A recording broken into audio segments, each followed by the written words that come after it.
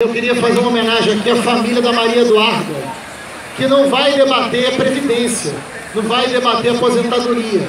É uma jovem de 13 anos de idade, que dentro da sua escola pública hoje, em Costa Barros, foi atingida por um tiro e morreu durante a aula, com 13 anos de idade. A Maria Eduarda. Em Costa Barros, mais uma vez. Costa Barros está na nossa memória ainda. Recente, e não é por boa coisa. E há uma indignação violenta, grande no bairro, não é para menos. Então, quando a gente vai falar da reforma da Previdência, do golpe, da terceirização, a gente está falando de vida, a gente está falando das pessoas, a gente está falando de algo que a gente encontra, que a gente reconhece, não é algo que está muito longe da gente. Então a gente tem que tomar cuidado para não fazer uma fala que às vezes parece que não é uma coisa minha, não é uma coisa sua, não é uma coisa da sua mãe, do seu irmão, do seu pai. É sim, é nosso. É muito perto da gente. Não dá para achar que essa reforma da Previdência está solta. Isso está dentro, isso tem a ver com um governo que é um governo ilegítimo. Isso é um passo importante de um governo golpista. O governo Temer, ele é um governo que não tem legitimidade, ele não foi eleito, ele é fruto de um golpe. E não é o primeiro golpe que esse país sofre. A história desse país já sofreu muito com golpes. Esse é mais um golpe que será derrotado nas ruas, porque todos os outros golpes foram derrotados nas ruas. E esse vai ser, de novo, derrotado nas ruas. Esse golpe tenta se consolidar.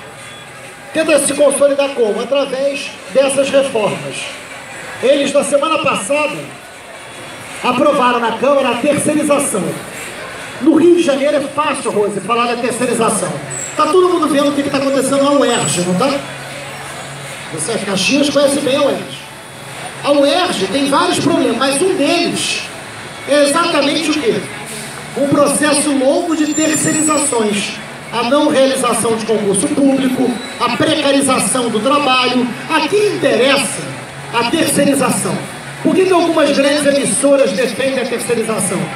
Porque torna o trabalho mais precário, torna o lucro das empresas maior e mais garantido, torna a exploração do trabalho sobre o capital muito maior. Por que eu estou falando da terceirização? Porque essa terceirização tem relação com a reforma da Previdência. É mais difícil você se aposentar nas condições que eles estão colocando quando você aumenta a terceirização. Porque um cara que trabalha terceirizado, dificilmente ele trabalha todos os meses do ano. Ele fica alguns meses sem emprego, porque o trabalho dele passa a ser um trabalho muito mais irregular. Porque ele não tem a estabilidade, ele não tem a garantia no trabalho.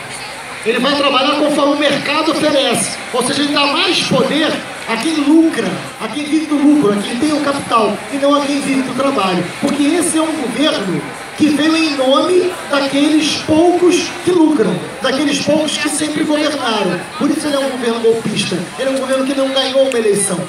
Então ele tenta governar para interesses que não foram consolidados através da eleição. Por isso que é grave, por isso que tem que falar sobre a natureza desse governo, para entender a reforma da Previdência, para entender a terceirização e para entender de uma vez por todas por que a gente tem que estar na rua. Por que não tem outro caminho? Porque não é negociando com esse governo, não é pedindo para esse governo, é na rua derrotando esse governo que a gente vai derrotar a reforma da Previdência, que a gente vai derrotar a terceirização, que a gente vai derrotar a precarização do trabalho, que a gente vai derrotar um processo crescente de violência. E aí entram alguns pontos importantes. Por que essa reforma da Previdência é violenta? Porque ela parte de um princípio de que o brasileiro está vivendo mais. Ela parte de mentiras. Primeiro, o Brasil é um país justo, igual e democrático? O Brasil não é, né? Todo mundo sabe que não é. A vida de um nordestino é igual à vida de alguém que mora no Sudeste? Hein? A expectativa de vida é igual? Não é. Isso a grosso modo, mas não é. Quer ver como é que essa diferença às vezes está muito mais perto da gente? Alguém que mora no Leblon e alguém que mora em Irajá, em Acari. A expectativa de vida, pode falar da Baixada também, eu estou dando um número que eu sei de cabeça.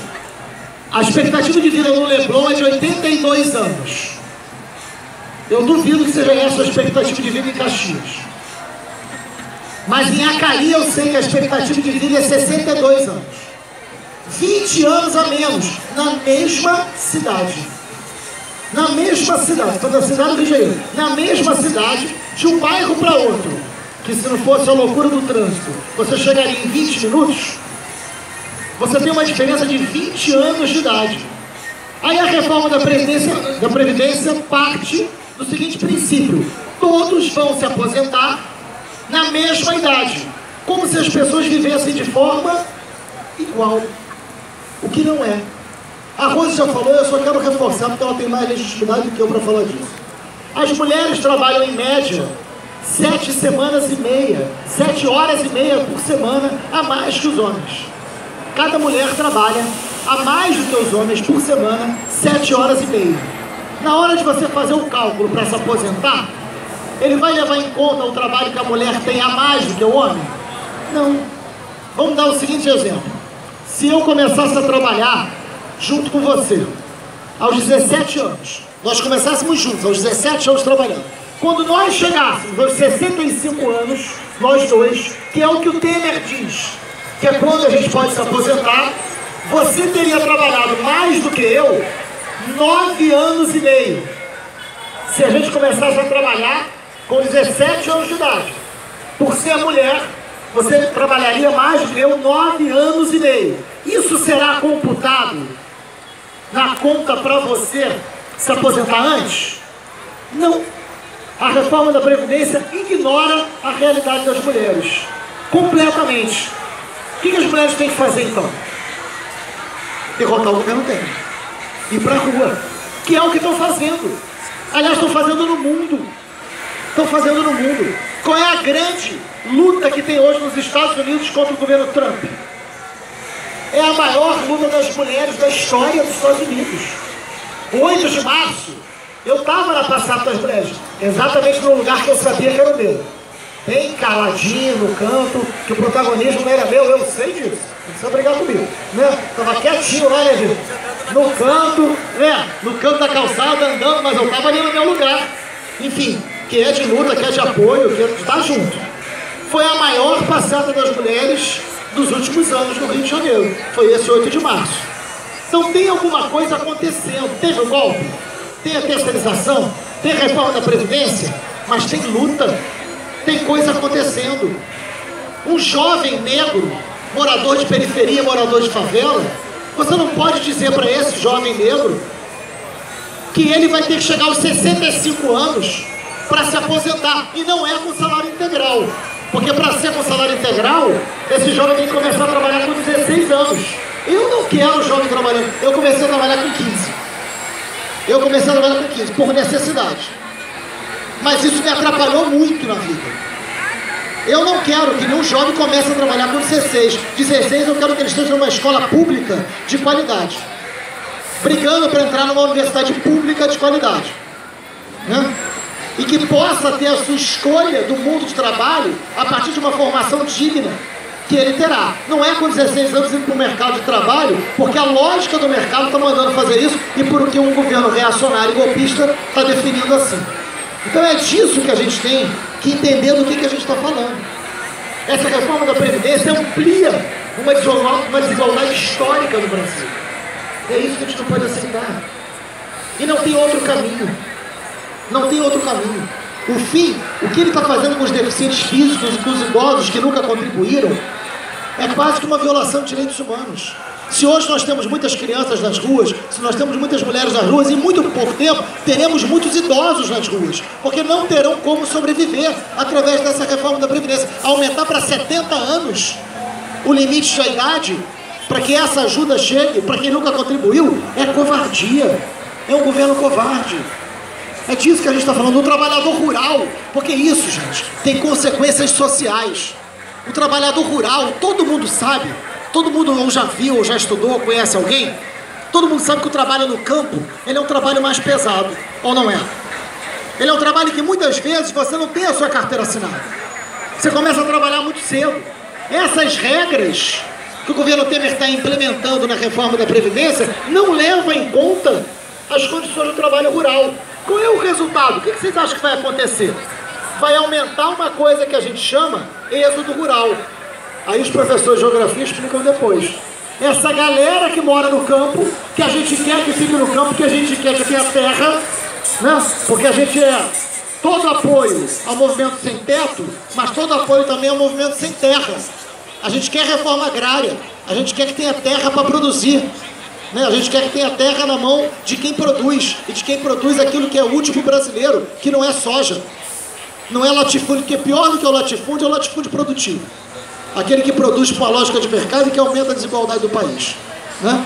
É disso que a gente está falando. Mas enfim, aumenta essa população que sai do campo e vem para a cidade, aumenta o caos urbano, aumenta a desigualdade das cidades, aumenta a precarização da vida nas grandes cidades, aumenta a violência sobre essa população mais pobre. Um lugar como o Rio de Janeiro, violento como o Rio de Janeiro, são 45 policiais mortos este ano no Rio de Janeiro. E só no mês de fevereiro a polícia do Rio matou 80 pessoas, oficialmente. Só em fevereiro, os números saíram hoje. Só em fevereiro a polícia matou 80 pessoas. E foram 45 policiais mortos esse ano. Então a gente tem uma polícia que mata e uma polícia que morre. Em nome de quê? Quem é a polícia que mata e morre? Quem é esse que é morto pela polícia? São os matáveis. Quem são os matáveis? Os matáveis não estão na conta da reforma da Previdência. Os matáveis são jovens, negros, periféricos, moradores da Baixada, das favelas, das periferias. Essa que não estão em nenhum projeto de educação, muito menos. Uma juventude que você não leva em conta projeto de educação, muito menos projeto de aposentadoria, né? Não se espera que essa juventude viva, quanto mais que se aposente. Então a briga da gente não tem outro caminho. Não tem outro caminho. Esse país conviveu com a escravidão. A escravidão acabou. Não foi a Lei Áurea. Não foi a princesa. Essa escravidão acabou com os quilombos. Essa escravidão acabou mais com Zumbi do que com Isabel. Mais com Dandara do que com Isabel. Teve luta. Nós vivemos algumas ditaduras que acabaram. Pessoas sumindo, pessoas desaparecendo, pessoas lutando. Mas as ditaduras foram derrotadas.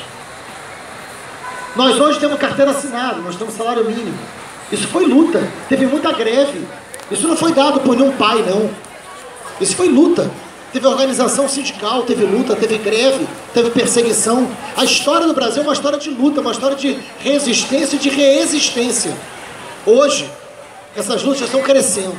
As ruas estão dizendo que ali é um lugar de decisão. As ruas ganharam institucionalidade. As ruas ganharam um espaço e uma cara de decisão política. E isso ameaça os poderes. Não tenho a menor dúvida disso. As ruas estão crescendo. Por isso que é muito importante amanhã estar na Candelária. Por isso que é muito importante dia 28 estar na greve geral. Por isso que é muito importante hoje estar nessa praça que está cheia e que a gente possa fazer várias vezes em vários diferentes municípios. Que a gente possa ir fazer esse debate com as juventudes, porque não existe uma única juventude, com as juventudes de todos esses bairros, de todas essas cidades do Rio de Janeiro. Para que a gente organize essa luta com quem está lutando em cada escola, em cada bairro, em cada igreja, chamando todos esses setores. Não tem outro caminho.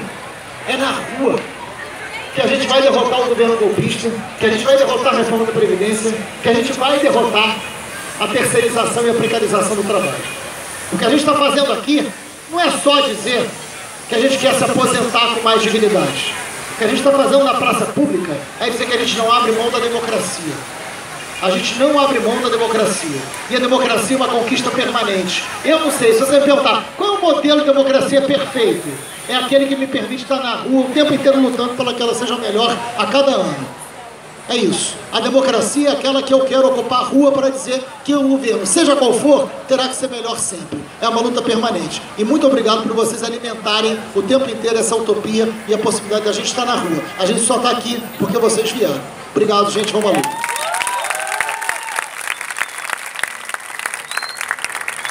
Muito bom, muito bom. Pessoal, que certinho.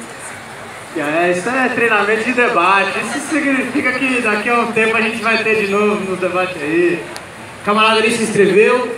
Eu não sei o nome da maior parte das pessoas. Quem quiser se inscrever vai chegando aqui do lado. O nosso amigo Rafael tá ali. Se alguém estiver encabulado de vir fazer pergunta aqui por escrito, falando fala ali com ele. Aqui do lado, de novo, à minha direita, à esquerda de vocês, tem o pessoal ali vendendo algumas comidinhas. O pessoal do Mais Nós, o pré-vestibular comunitário aqui, pré-vestibular que atende mais de 80 jovens, tá com dificuldade, tá sem dinheiro, tá correndo riscos aí, então quem quiser e puder, por favor, ajudar aqui. Tem as camisetas também do pessoal que tá vendendo. E por falar em camiseta, a gente tem aqui as camisetas da Frente Povo Sem Medo, e tem inclusive uma especial, mostra aí o pessoal, camiseta Respeita as Minas Não É Não, camiseta que a gente fez lá na Ocupa Paulista que foi uma ação da Frente Povo Sem Medo. O Marcelo foi lá, foram mais de 22 dias de acampamento no escritório da Presidência da República em São Paulo, pra gente transformar, pra gente forçar esse governo a dar direitos pra gente, porque é assim, a partir de agora é um dia na rua, o outro dia também. É um dia convencendo uma pessoa de que dia 28 é greve geral, e no outro dia convencendo mais 10 de que no dia 28 vai todo mundo parar. A partir de agora é nossa função. O Brasil vai parar dia 28 e a gente vai conseguir trazer de volta o Brasil para as nossas mãos, para ser dono da nossa vida. Vem cá, camarada.